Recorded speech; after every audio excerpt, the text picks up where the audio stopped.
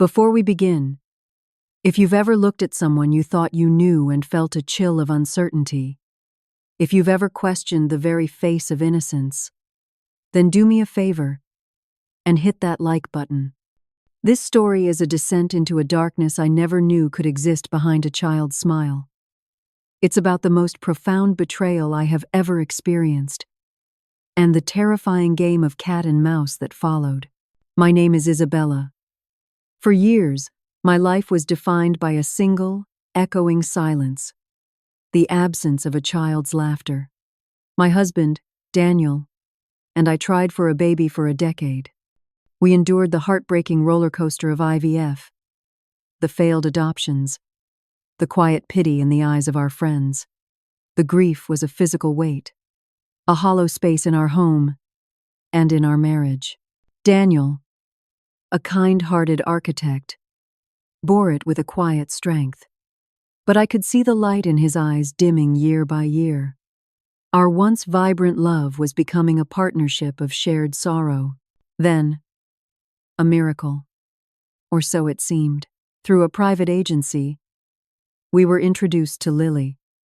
She was 10 years old, with wide, solemn brown eyes and hair the color of autumn leaves. Her parents, we were told, had died tragically in a house fire a year prior. She was quiet, gentle, and carried a sadness that mirrored my own. We were told she was having trouble connecting, that she was withdrawn. The first time she called me Mom, I wept. It felt like the universe was finally offering a salve for our wounds. Lily integrated into our lives with a quiet grace. She loved to draw. She did well in school, and she seemed to blossom under the stability we provided. Daniel's smile returned. He built her a treehouse in our backyard, and the sound of her laughter echoing from its wooden walls was the most beautiful music I'd ever heard. Our home was no longer silent. It was filled with life. But looking back, the signs were there. Tiny, hairline fractures in the perfect picture. She never cried for her biological parents. Not once. When I asked about them, she'd give a vague, rehearsed-sounding answer and quickly change the subject. She was oddly possessive of Daniel, often slipping her hand into his and giving me a look I couldn't quite decipher. I dismissed it as the complex emotions of a traumatized child. I was just so grateful to have her. Have you ever ignored a tiny, nagging voice in your head because you wanted something to be true so badly? Type "the voice" in the comments if you know that feeling. It's a dangerous thing to silence. The first real chill came on a rainy Tuesday. I was bringing laundry into Lily's room. As I placed a stack of folded clothes on her desk, I knocked her sketchbook to the floor. It splayed open, and my breath caught in my throat. They weren't the drawings of a little girl. They were disturbingly skilled, shaded with a dark, heavy hand. Pages and pages of them. And they were all of our house, but not as it was. These drawings showed our home in ruins. Broken windows, overgrown weeds clawing at the siding. In one, a crude, black figure was falling from the upstairs window, our bedroom window. In the corner of every drawing, she'd written a tiny, looping phrase. The new foundation. My heart hammered against my ribs. This wasn't childhood imagination. This was dark, ominous. When I asked her about it later, her face became a perfect, placid mask. "It's just art, Mom," she said, her voice sweet and light. "It's called juxtaposition. We learned it in school. Showing something beautiful broken. Don't you like it?" The sophistication of the word juxtaposition threw me. The explanation was too perfect. The mask had slipped, and for a fleeting second, I saw something ancient and calculating in her eyes. But then she smiled, and the sweet little girl was back. I convinced myself I was overreacting. She was an artist. She was processing her trauma, but the seed of doubt was planted. The pivotal moment came 2 weeks later. Daniel was away on a business trip.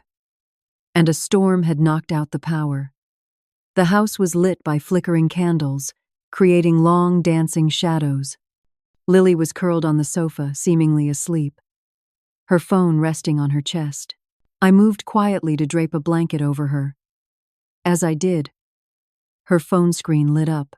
A text message preview glowed in the dark room. Contact. The architect. Message. Status report. Is the foundation secure? The final phase initiates soon. No room for. The preview cut off. My blood turned to ice water in my veins. The architect. Daniel's profession. The foundation. The phrase from her drawings. This was no coincidence. This was a conspiracy. I stood there, frozen, watching the steady, fake rise and fall of her chest. She wasn't asleep. She was waiting. Waiting for me to see it? Or was I just paranoid? With a trembling hand, I picked up my own phone and opened the camera. I hit record. I had to know. I pretended to go upstairs to bed.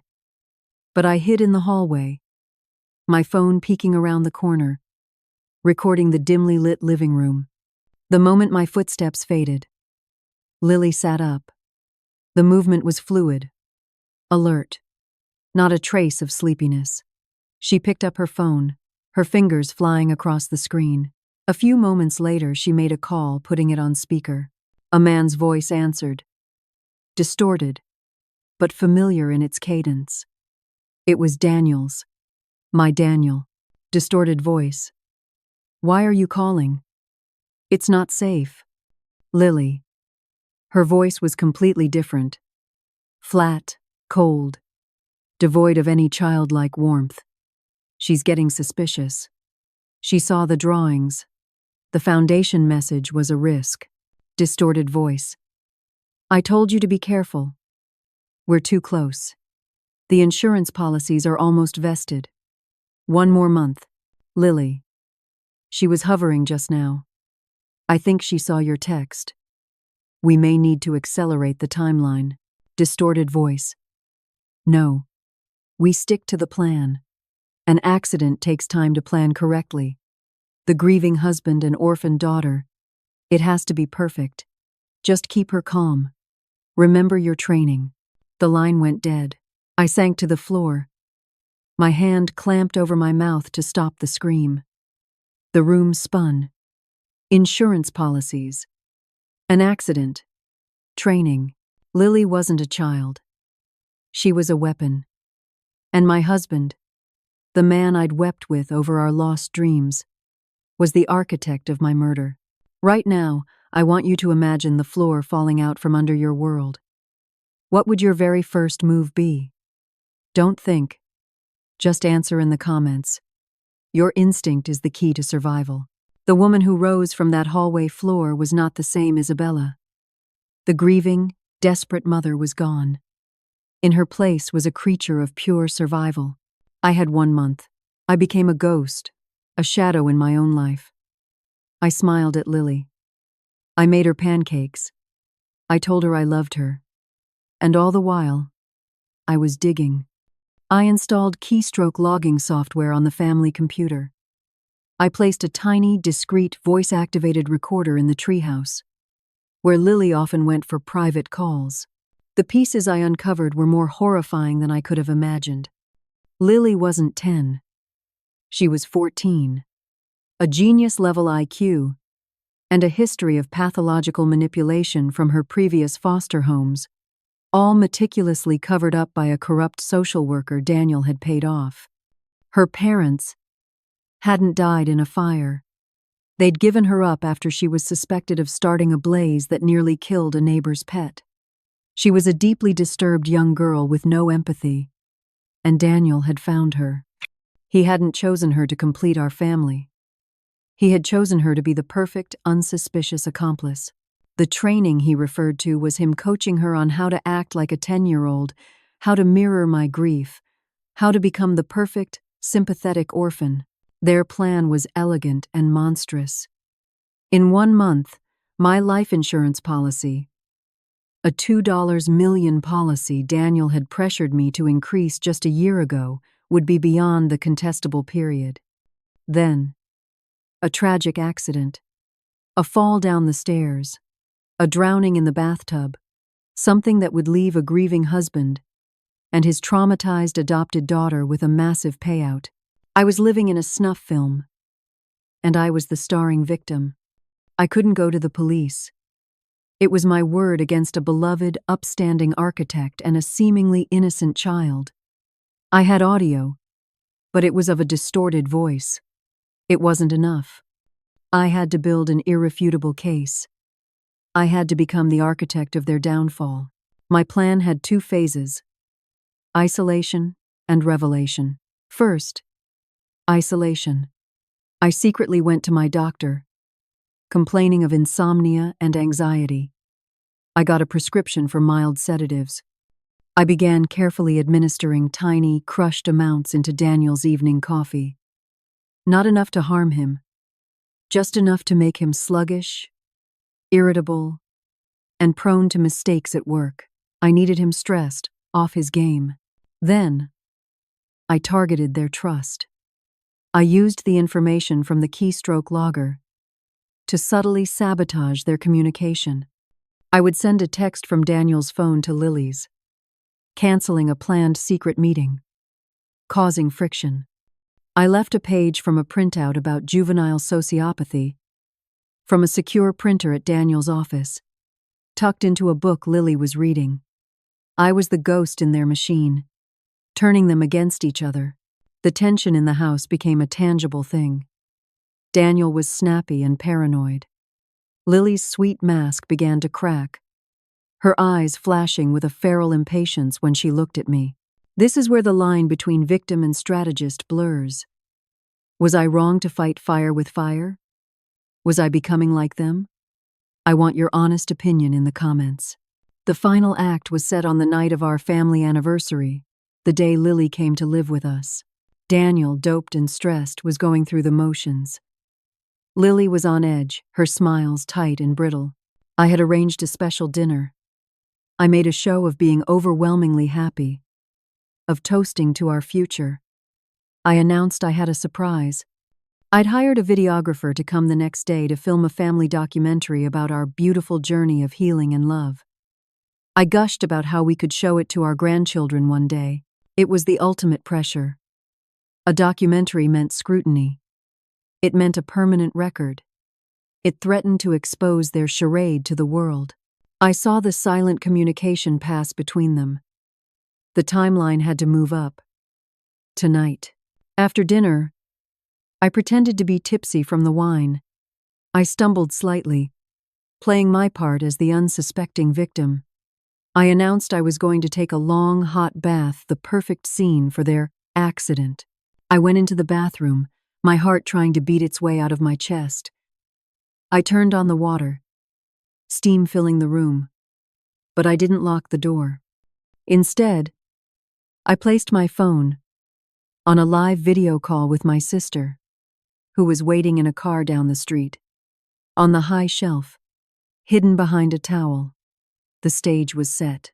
I waited, crouched by the door, a heavy, ceramic soap dish in my hand, my only weapon. The doorknob turned slowly.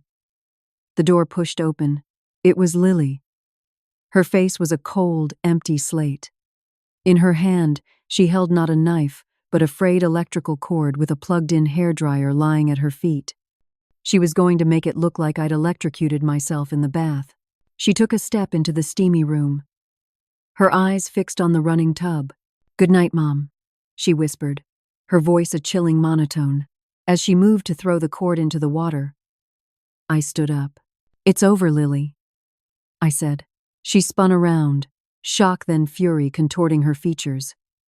But before she could react, Daniel appeared in the doorway, his eyes wide with panic.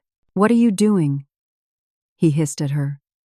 The plan was for when she was in the water. "She knows," Lily snarled, all pretense gone. It was the confession I needed. On live video.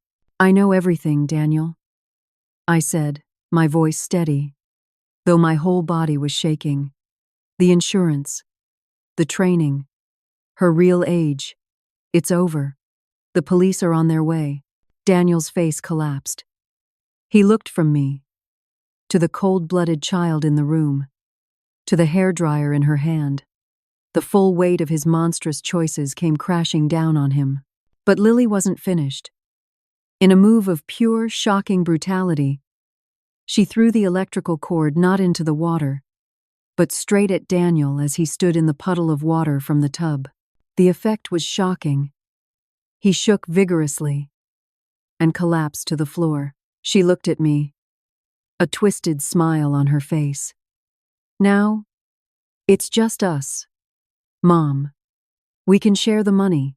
In that moment, I saw her for what she truly was, a pure, unadulterated predator. The police sirens wailed in the distance, growing closer. Daniel survived, but with permanent heart damage. He's now serving a 25-year sentence for conspiracy to commit murder and insurance fraud. Lily was deemed unfit for trial due to a diagnosis of severe antisocial personality disorder, compounded by her genius-level intellect. She was remanded to a high-security psychiatric facility for the criminally insane. I thought the nightmare was finally over. I started to rebuild my life. The $2 million from my own insurance policy, feeling like blood money I never wanted to touch. Then, a month ago, a letter arrived. No return address. The handwriting was precise, elegant, and chillingly familiar. It was from Lily. "Dear Isabella," it began. "I hope this letter finds you well. They tell me I'm making progress here. We do a lot of drawing. I've been working on a new series. I call it The Blueprint. It's all about foundations and how to build something even stronger the second time. You played the game well. Better than Daniel. He was always the weak link. But a good architect always learns from her failures. They can't keep me here forever. And when I get out, I'll be an adult. No one will be looking for a sweet little girl anymore. They'll be looking for a woman. It will be a whole new game. Until we meet again, Mother. Your daughter, Lily." Taped to the bottom of the letter was a small, meticulously drawn sketch. A drawing of my new house appeared inside the envelope. It was a recent date. She knows where I live. So, that's my story. The thread isn't over. It's just hibernating. I look over my shoulder every day. I sleep with one eye open. I'm sharing this not for sympathy, but as a warning. Evil doesn't always look like a monster. Sometimes, it looks like a child with autumn-colored hair. Trust your instincts. Question the story that seems too perfect. And now, I have my question for you. A question I lie awake at night asking myself. What would you do if you knew a threat like this was coming for you one day? How would you prepare? How do you build a fortress when you don't know what the weapon will be? I am begging you. Share your strategies in the comments below. Your idea might be the one that saves me. If this story chilled you to your bone, if you need to know what happens next, then you need to subscribe. Because this isn't over. I will keep you updated. Turn on those notifications. Share this video with everyone you know. Stay vigilant. Stay safe.